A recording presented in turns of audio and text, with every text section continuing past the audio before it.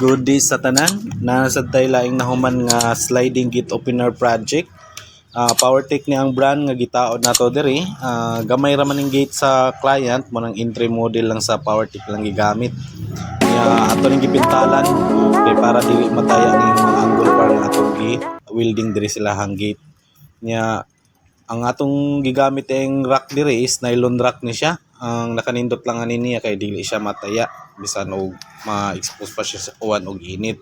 So ato na lang ning gipaugang atong gipintal diri sa ilahang ang sa angle bar nato, tapos napo diri sa babaw ang alarm light na to gitaod. So visible ra gid siya inig entry ug exit sa mga sakyanan.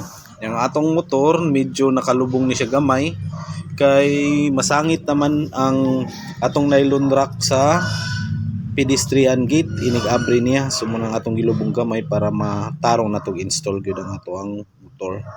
So siya